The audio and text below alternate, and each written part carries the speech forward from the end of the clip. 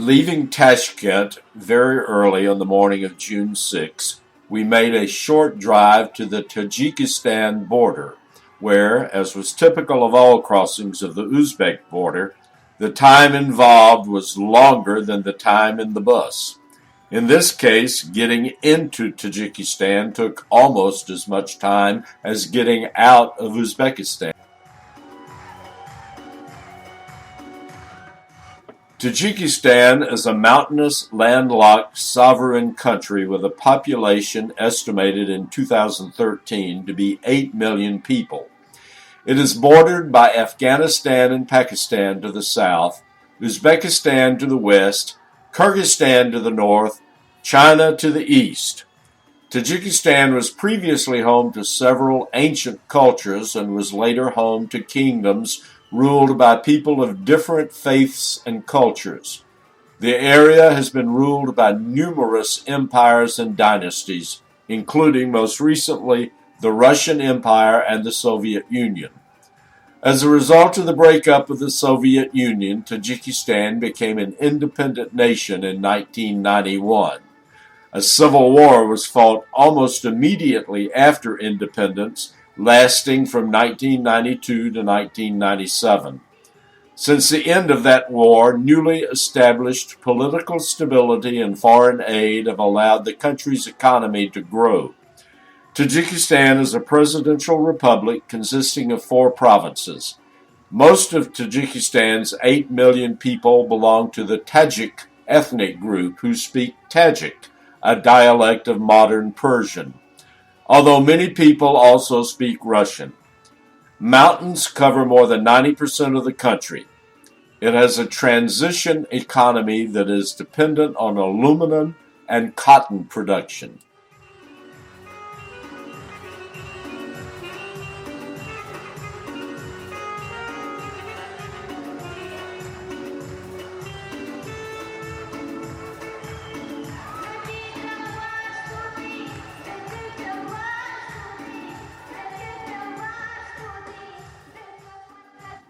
Our local Tajik guide had the same name, Jama, as our trip leader, so we called him Jama too.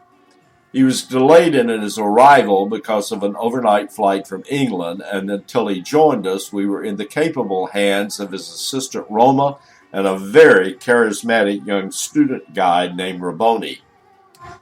Although once a near obsession, the use of gold teeth is now a dying trend among the women of Tajikistan.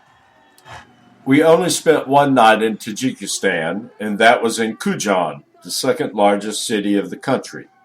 The site of this city was originally settled about 2,500 years ago by King Cyrus the Great, or Cyrus the Great, leader of the First Persian Empire.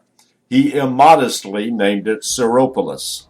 Alexander the Great traveled here from Macedonia in 329 BC and built a settlement named Alexandria Escate, literally Alexander the Furthest.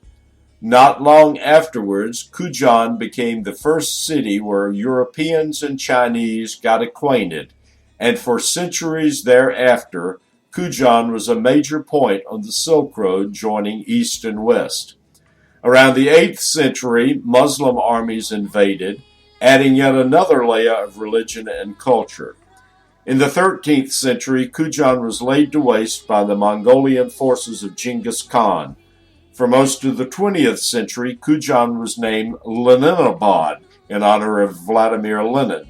But since 1991, this ancient city is once again back to being known as Kujan.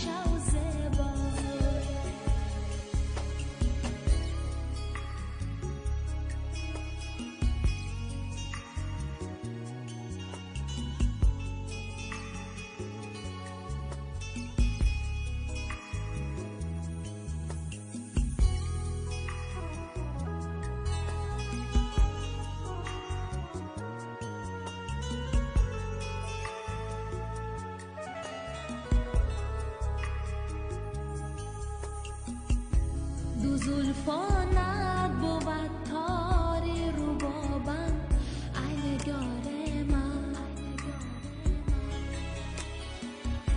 چی میخواهی از این خال خرابم ای نگار من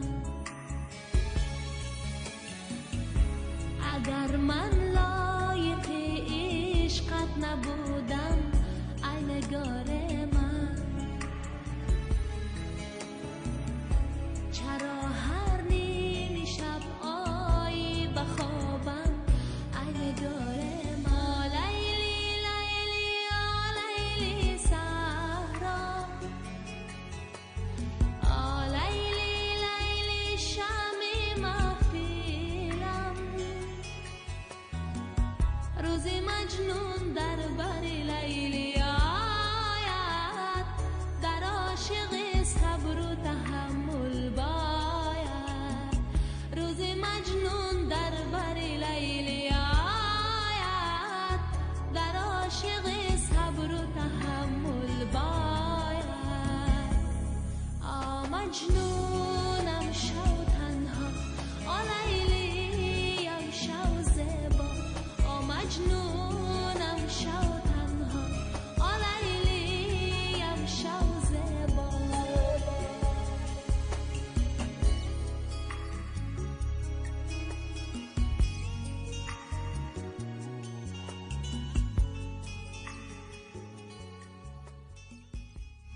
Modeled after the winter gardens of Peterhof in St. Petersburg, Arbab Palace was built in the 1950s as a quote-unquote palace for the people, a typical ruse to excite the laborers. It now serves as a rather unimpressive museum. Unbelievably, the complex system of fountains were turned off and could only be turned on again for a fee. Since that fee was only $20 US, I volunteered to pay it, and another tour member, Roz, said she would split it with me. It was definitely worth what we paid. The brides all come out in Kuchand on the first weekend of June, and this day was no exception. Several of us remarked on how dour they all looked. Jama too said those expressions would change after the wedding night.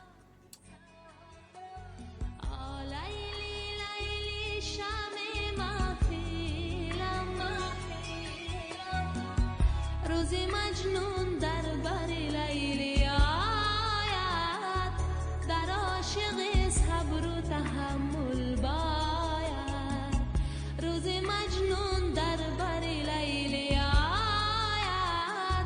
در عاشق